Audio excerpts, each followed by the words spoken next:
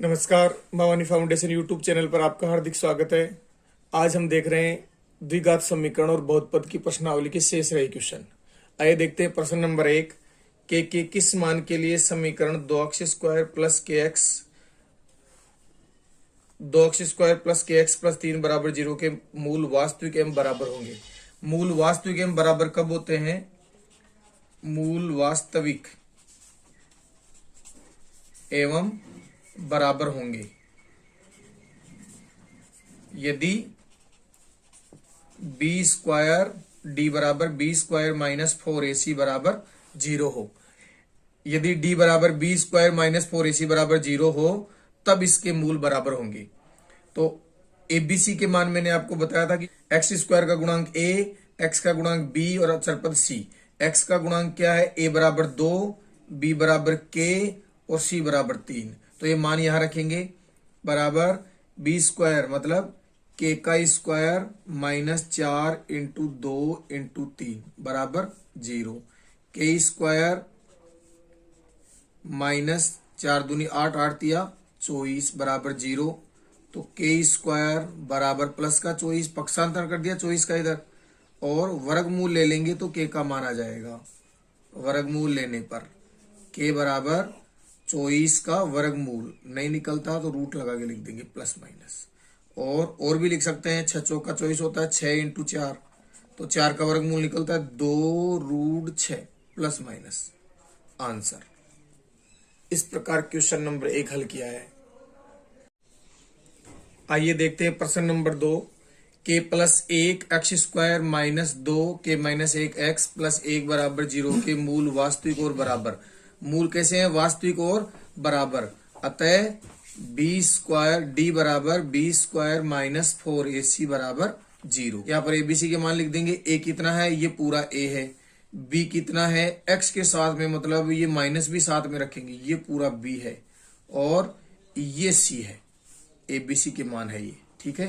ये मान लिखेंगे b² माइनस 2 कोष्टक k माइनस 1, इस पूरे का स्क्वायर, ये b है, माइनस 4 इंटू a मतलब k plus 1 into c into 1 बराबर 0। यहां समीकरण चिन्ह लगा देंगे। माइनस 2 का स्क्वायर 2 4 हो गया, माइनस 2 का स्क्वायर 4 और k माइनस 1 का स्क्वायर माइनस 4 और कोष्टक में k प्लस 1 बराबर 0। हल करेंगे 4, इस कोष्टक को खोलेंगे तो k² माइनस 2k प्लस 1 और माइनस 4 को अंदर गुणा करेंगे तो माइनस 4k माइनस 4 बराबर 0। 4k² minus 8k plus 4 minus 4k minus 4 बराबर 0।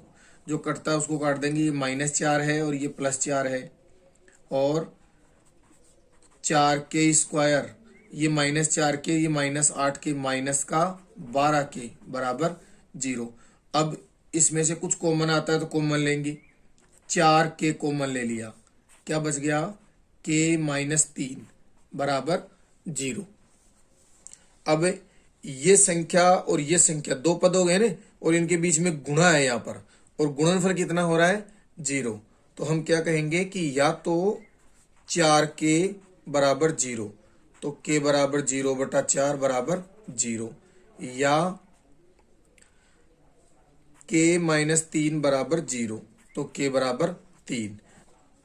अतः दो आंसर हो गए। अतः k बराबर 0,3 होंगे। प्रश्न नंबर 3 है अपना कि x² प्लस 6x प्लस 1 बराबर 0 के मूल वास्तविक तथा अलग अलग हो तो k का मान ज्ञात करो। मूल कैसे बताए हैं? वास्तविक और अलग अलग। अतः d बराबर b² माइनस 4ac, इसका मान कितना होना चाहिए? 0 से बड़ा होना चाहिए। अब यहाँ पर एबीसी के मान लिख देंगे। ये x² का गुणांक a, ये x का गुणांक b और ये अचर पद c, ये मान लिख देंगे। क्या होंगे? b² मतलब 6 का स्क्वायर माइनस 4 इंटू a का मान k इंटू c का मान 1 is greater than 0। 36 minus 4k is greater than 0। 36 को उस साइड में भेज देंगे तो माइनस 4k बराबर -36, माइनस से माइनस कट जाएगा,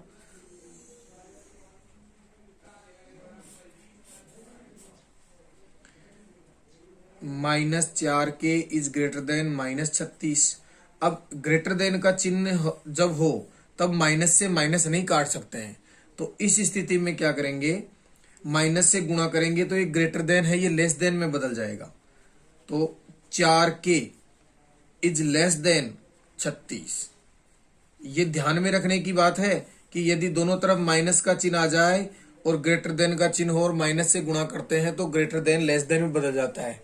ऐसा इसलिए होता है क्योंकि माइनस की जो संख्या जितनी छोटी होती है उसका वास्तविक मान उतना ज्यादा होता है।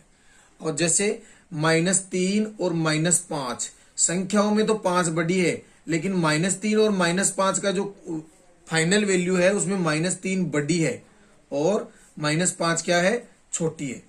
जबकि संख्याओं में क्या है, संख्यात्मक मान में 3 और 5 में 5 ज्यादा होता है, और माइनस लगने से क्या होता है, जो छोटा मान होता है वह संख्या बड़ी हो जाती है। इसलिए यहां पर ये जो ग्रेटर देन का चिन्ह है ये लेस देन में बदल जाता है। तो k is less than 36/4, k is less than 9, ये इसका आंसर हो जाएगा। k का मान 9 से कम होगा, मतलब k का मान 8 हो सकता है, 7 हो सकता है, 6, 5, 4, 3, 2, 1 कुछ भी हो सकता है, लेकिन 9 या 9 से ज्यादा नहीं होगा।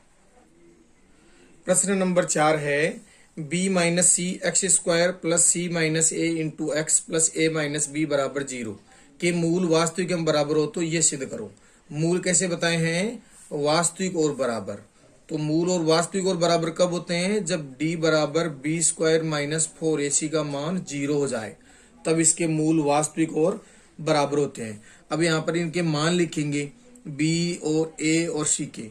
तो ये एक्स स्क्वायर का गुणांक मैंने क्या बताया था आपको, ये a है, और ये x का गुणांक ये क्या बताया था, ये b है, और ये जो अचर पद है ये क्या है, c है।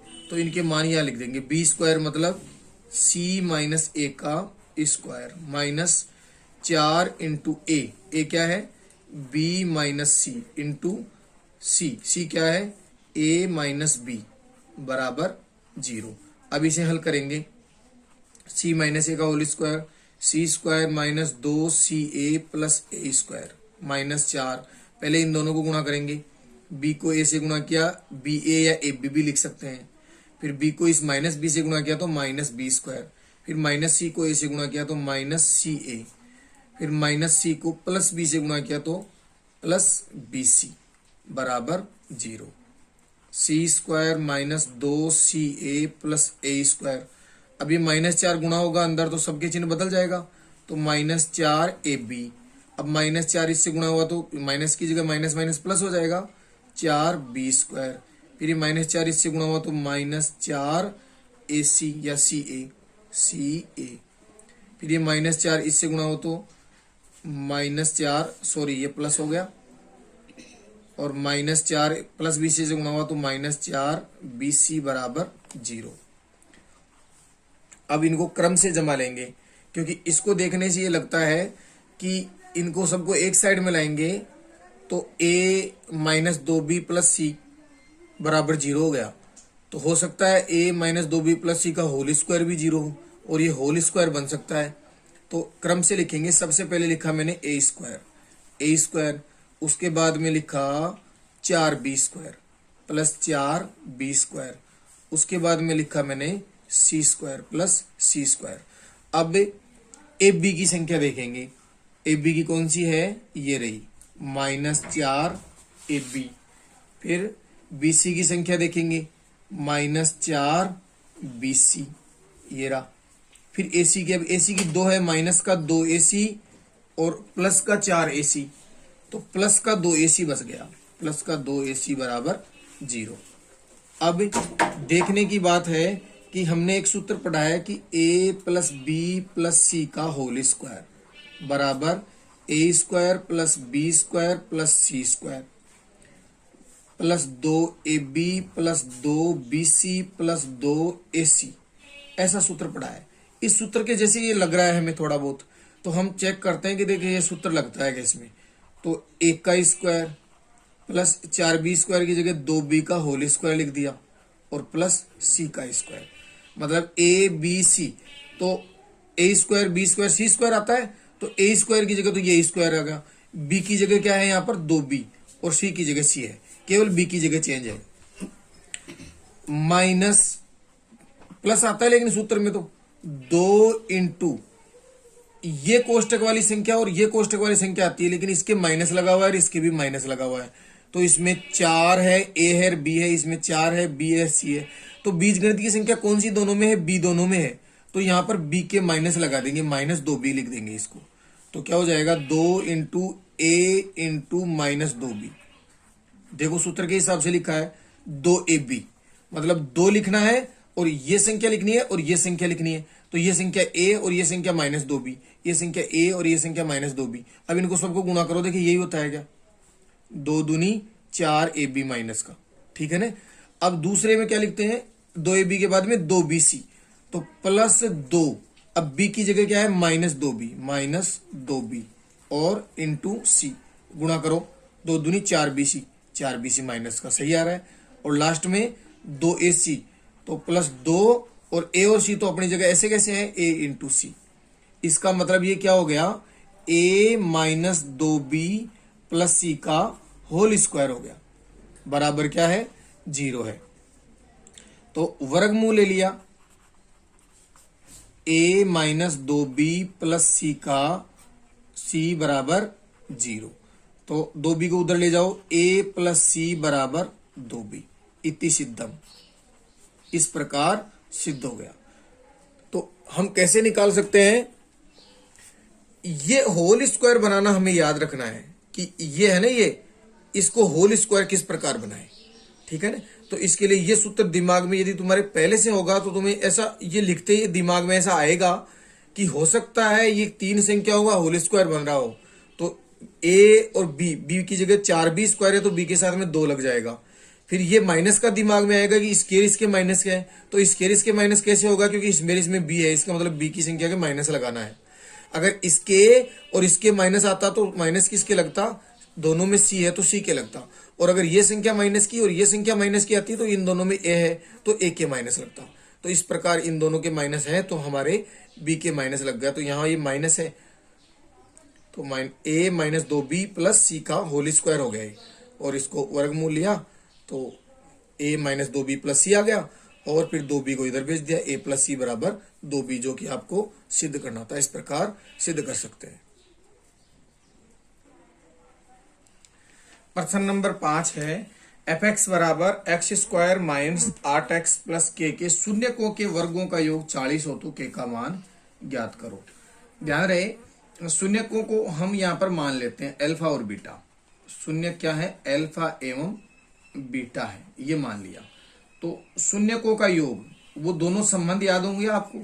शून्यकों का योग बराबर माइनस बी बटा ए। तो यहाँ पर शून्यकों का योग माइनस बी बटा ए, तो ए तो क्या है यहाँ पर 1, बी क्या है माइनस 8 और सी क्या है? के है। तो शून्यकों का योग मतलब अल्फा प्लस बीटा बराबर माइनस बी का मान माइनस 8 बटा 1, अल्फा प्लस बीटा बराबर 8। ये समीकरण नंबर 1 लगा दिया, ठीक है। और दूसरा संबंध क्या था? ये तो पहला था। दूसरा क्या था? शून्यकों का गुणनफल। शून्यकों का गुणनफल बराबर सी बटा ए। शून्य का गुणनफल, शून्य क्या है? अल्फा और बीटा, तो अल्फा इंटू बीटा बराबर के बटा 1 या अल्फा बीटा बराबर के। मतलब आपको अल्फा बीटा का मान ज्ञात करना है। और आपको दिया क्या है? शून्यकों के वर्गों का योग 40 है। मतलब ये समीकरण 2 हो गया, अल्फा का स्क्वायर प्लस बीटा का स्क्वायर। आपको दिया है शून्यकों के वर्गों का योग, तो ये शून्य का वर्ग और ये इनका योग, ये कितना दिया आपको? 40।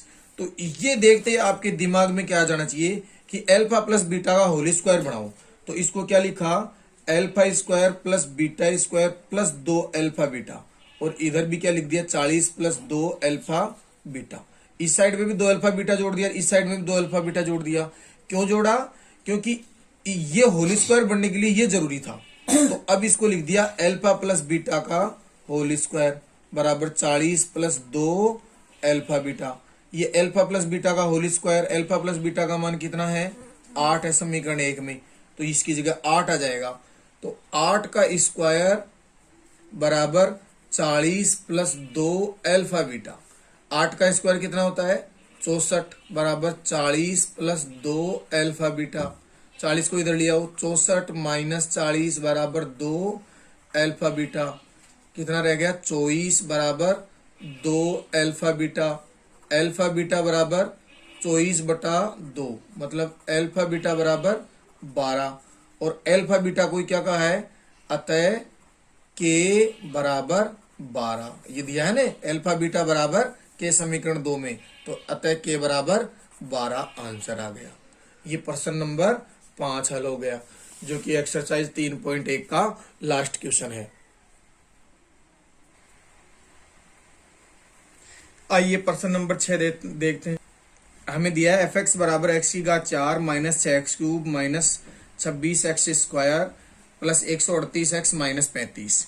ये एक बहुपद दिया है कि शून्य 2 प्लस माइनस √3 हो तो सभी शून्य ज्ञात करो। ये आपको 2 शून्य दे दिए, एक तो 2 प्लस √3 और एक 2 माइनस √3। अब इसमें 4 घात है तो अधिकतम इसके 2 शून्य और हो सकते हैं, तो हमें वो 2 शून्य और ज्ञात करने हैं। तो पहले तो हम इसके गुणनखंड ज्ञात करेंगे। शून्यक 2 शून्यक 2 प्लस √3 तथा 2 माइनस √3 दिए हैं, अतः गुणनखंड होंगे। कौन से होंगे गुणनखंड, मैं आपको थोड़ा समझाने के लिए लिख देता हूं। जैसे x माइनस 2 और x माइनस 5 ऐसे गुणनखंड कर लिए, मान लो आपने बहुपद की, तो आप क्या लिखोगे, x माइनस 2 बराबर 0, तो x बराबर 2, x बराबर 2 शून्यक है, x बराबर 2 शून्यक है, तो इसका गुणनखंड क्या था, x माइनस 2 था। यहां पर क्या हो जाएगा, x माइनस 5 बराबर 0, तो x बराबर 5, x बराबर 5 शून्यक है, तो इसका गुणनखंड क्या था, x माइनस 5। मतलब इससे जो संख्या दी है उसको इस साइड में ले आओ। आपको शून्य क्या दिए हैं कि x बराबर 2 प्लस √3 और x बराबर 2 माइनस √3, ये आपको शून्य दिए हैं दोनों। तो आप इनके गुणनखंड करो, तो इसको इधर लाओ, तो गुणनखंड क्या हो गए, x माइनस 2 माइनस √3, ये तो ये गुणनखंड हो गया इसका। और इसका क्या हुआ, x माइनस 2 प्लस √3, ये इसका गुणनखंड हो गया। ये 2 गुणनखंड आ गया आपके पास। अब गुणनखंडों का गुणनफल, गुणनखंडों का गुणनफल, इनका गुणनफल क्या होगा, x minus 2 minus √3 into x minus 2 plus √3। अब ध्यान देने की बात है कि ये और ये, इनमें माइनस और प्लस का ही फर्क है और कोई फर्क नहीं है। यहां पर देखो, इसको एक संख्या मान लो और इसको दूसरी संख्या मान लो, इसको एक संख्या और इसको दूसरी संख्या। ये देखो दोनों संख्याएं सेम है और ये दोनों संख्याएं सेम है, और बीच में यहाँ माइनस है और यहाँ प्लस है। मान लो जैसे ये a है और ये b है, ये a है और ये b है, तो a माइनस b और a प्लस b।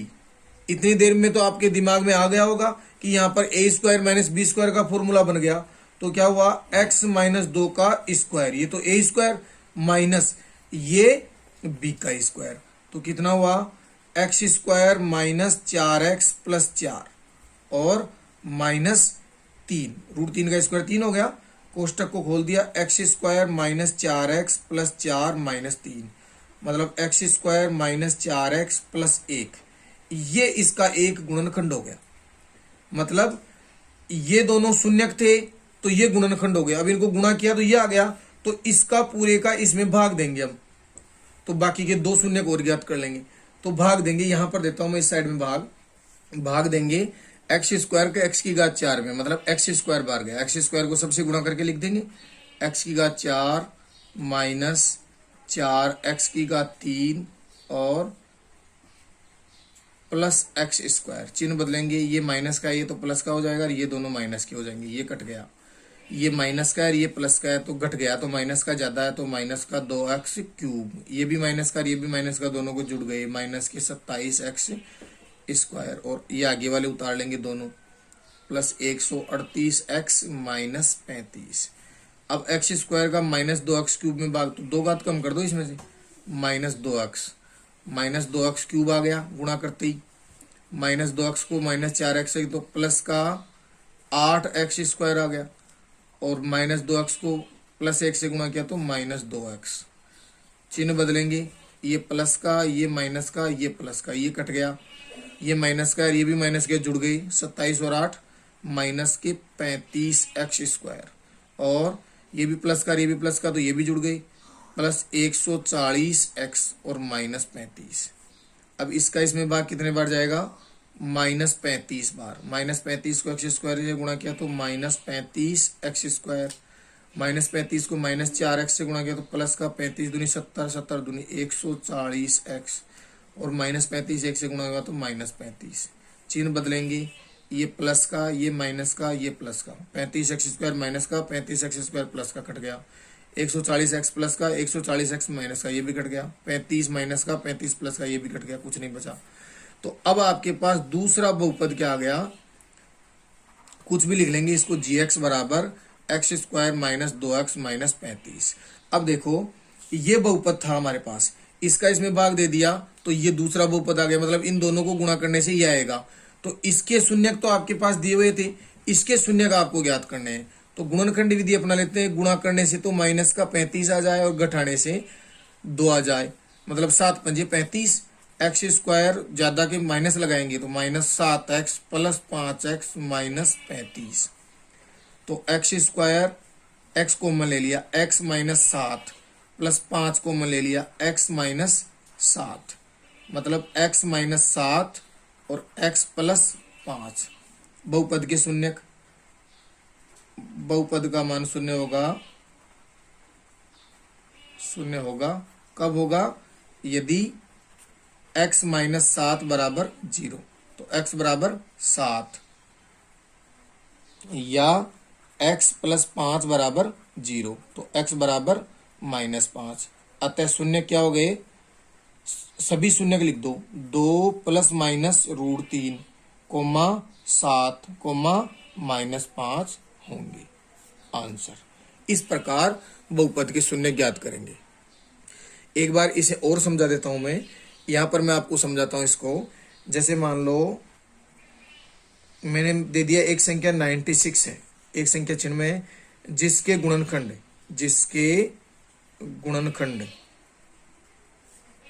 2 और 3 है, अन्य गुणनखंड ज्ञात करो। तो इसके लिए आप क्या करोगे, इन दोनों को गुणा किया, 2 × 3 कितना हो गया, 6। अब इस 6 का इस छिन्नवे में भाग दे दिया, छिन्नवे में 6 का भाग दिया, 6 × 6 बच गया 3, 6 छिंगे 36, क्या आ गया 16। अब इस 16 के अभाज्य गुणनखंड कर लोगे आप, 2 का भाग दिया 8 बार, 2 का भाग दिया 2 बार, 4 बार, 2 का भाग दिया 2 बार, 2 का भाग दिया 1 बार, तो ये इसके गुणनखंड हो गए 1 2 3 4, तो ये हो गए, 2 पहले दिए थे। तो इसी प्रकार जैसे यहाँ पर गुणा करके 6 प्राप्त किया, तो हमने इसके गुणनखंडों को गुणा करके ये प्राप्त कर लिया। फिर इस 6 का छिन्नवे में भाग दिया तो हमने इसका भाग दे दिया, ये आ गया, और ये जो 16 आ गया इसके गुणनखंड कर लिए, तो हमने इसके गुणनखंड कर लिए। इस प्रकार अंकगणित की सहायता से हमें इसे आसानी से समझ सकते हैं। अब आपके लिए 4 क्वेश्चन है। 1/x - 1 माइनस 1/x + 5 बराबर 6/7, जहां x का मान 1 नहीं हो सकता और -5 नहीं हो सकता, को हल करना है। कोई सी विधि लगा लेना आप।